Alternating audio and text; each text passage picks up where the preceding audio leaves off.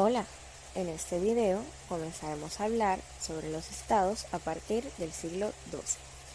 Por lo tanto, en este resumen de la filosofía del derecho, comenzaremos a analizar el estado dogmático mediante este siglo. Al llegar al siglo XII, el modelo de organización era el feudalismo, donde existían tres clases sociales: la iglesia, la nobleza y los siervos, donde cada uno de ellos tenía un papel en específico. La iglesia se encargaba de rezar, por lo que eran llamados oradores. La nobleza tenía la función de seguridad y se llamaban veladores. Los siervos se encargaban, por el contrario, de trabajar en el campo, por lo que eran conocidos como laboradores. Estas características nos llevaron a consolidar la escuela dogmática, la cual funcionaba mediante la iglesia, quien inculcaba el cumplimiento de las normas mediante el miedo, la culpa bajo el concepto de pecado y la prohibición de cuestionar actos. Por lo tanto, solo se podía respetar las decisiones que a través de este ente se imponían. El estado dogmático, a raíz de sus características, se puede diferenciar con las civilizaciones antiguas, porque éste no buscaba ampliar fronteras, como buscaban estas civilizaciones, sino explotar los terrenos mediante el trabajo de los siervos, por lo que bajo el argumento de economía se prohibió el aborto, la eutanasia y la homosexualidad, puesto que requerían mano de obra para trabajar en estos terrenos. Con el tiempo, los siervos se cansaron de las precarias condiciones en las cuales los tenían y se fueron a los burgos para consolidarlos, donde, si los patronos los encontraban, los castigaban duramente. Estos se fueron a un lugar sin Dios ni ley, exactamente a las ruinas de las civilizaciones antiguas de Grecia y Roma, donde comenzaron a crear ciudades y plazas para ser artesanos, vender frutas, verduras y demás productos que les fuese posible conseguir. Lo primero que hicieron fue vender en el suelo, hasta poder construir locales, logrando que la plaza fuera el centro de todo el lugar. A partir de esto, se creó la escuela conductual, donde se comenzó a debilitar la nobleza, haciendo así que los siervos lograran tener capacidad adquisitiva. Si queremos hacer un contraste con los siervos, ahora mercaderes, y la nobleza, podemos realizarlo mediante el Quijote de la Mancha, donde éste representa a la nobleza y Sancho a los mercaderes. El Quijote porta una armadura, se nota delgado, alto, triste, decaído y viejo. Por el contrario, Sancho es un campesino, está gordo, bajo, feliz por ser el dueño de la producción y joven, lo que significa que los papeles cambiaron para estos dos. Y la nobleza tomó las características del Quijote. Ahora bien, la nobleza pasó a un punto donde se aproximó su extinción y comenzó a depender de los siervos o mercaderes. La nobleza la iglesia, por tener importancia, pasó a los burgos, donde se fueron construyendo lugares para esta y agrandándolos por la creencia de que si se agrandaban podían tener más capacidad adquisitiva y tierras más prósperas.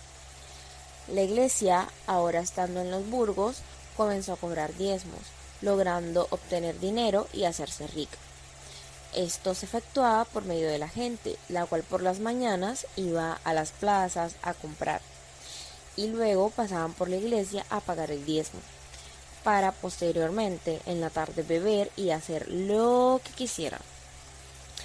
Pero la iglesia, al ver las actitudes del pueblo, comenzó a regañarlos y continuó infundiendo miedo y culpa por pecados, por lo que las personas se comenzaron a aburrir de la situación, haciendo así que la iglesia disminuyera. A raíz de esto, la iglesia comenzó a crear métodos para obligar a las personas a creer, a tener fe, por lo cual lograron crear hogueras en los centros de las plazas donde quemaban pecadores, y así se fundó la Inquisición, época en la cual era obligatorio ir a ver quemar brujas y ahorcar hombres. Ahora bien, los mercaderes, bajo la escuela conductual, hicieron una dicotomía entre el derecho civil y el derecho comercial, donde esto se establecía a partir del miedo a las consecuencias concretas. el orden social estaba bajo la iglesia, la nobleza, aunque ahora era mucho, pero mucho menos poderosa, los mercaderes y los pocos siervos que quedaban.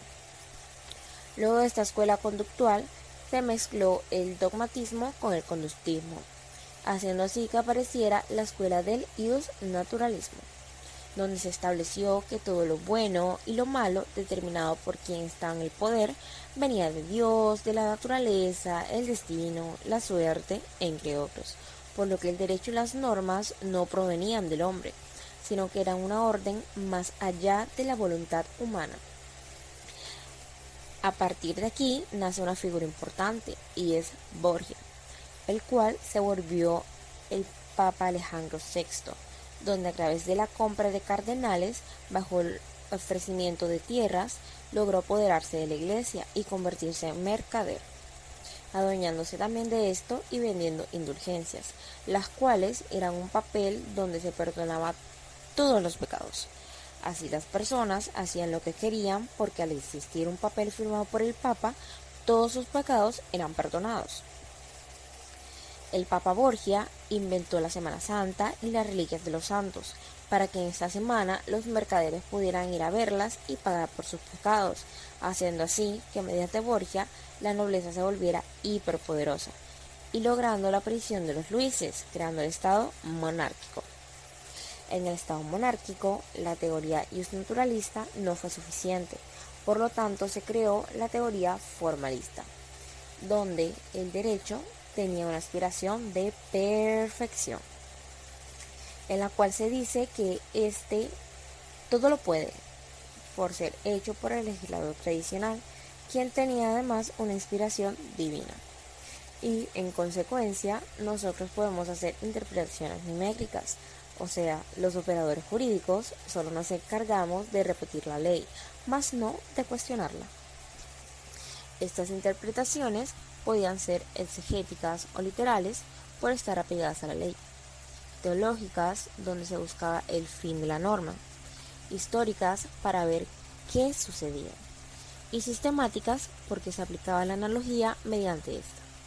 Con el tiempo, la monarquía decayó porque se interpretó como un abuso por las normas superestrictas y los impuestos que debía cancelar el pueblo. A partir de esto surgió la Revolución Francesa, donde accedieron al poder los burgueses y se creó el Estado burgués democrático, el cual en un principio utilizó la escuela del formalismo, pero este no solo se basaba en el naturalismo, sino que hubo una conjugación entre este y el positivismo.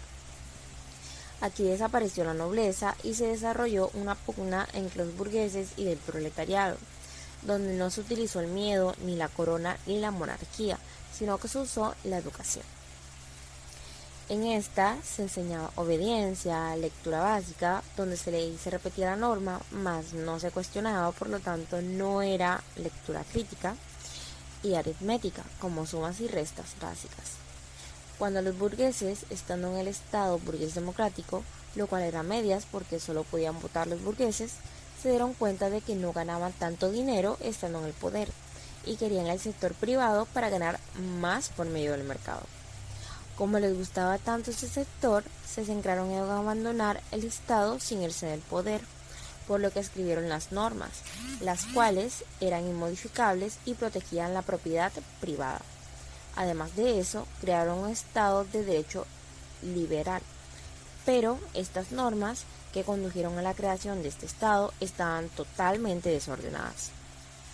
Por lo tanto, en Francia apareció Napoleón, el cual se da cuenta de que estas normas no estaban organizadas y organizó todo en un libro, creando así los códigos napoleónicos, el cual es actualmente el Código Civil colombiano. Los burgueses interpretaron este hecho como si Napoleón les hubiese cambiado todas las normas y le hicieron el reclamo, a lo que Napoleón contestó que no cambió las normas, sino que las organizó por un mandato divino, no porque él quería, sino porque una autoridad divina le dijo que lo hiciera, porque Dios se lo ordenó. Por tanto, el código positivista, por tener normas vinculantes, se combina con el naturalismo, Y mediante esto es que surge el formalismo, el cual se trajo a Colombia en la Constitución Política de 1886. Espero les haya gustado este gran resumen de parte de la historia del mundo y puedan comprender un poco de qué se trata la filosofía del derecho y los temas más importantes que la constituyen. Muchas gracias por la atención prestada.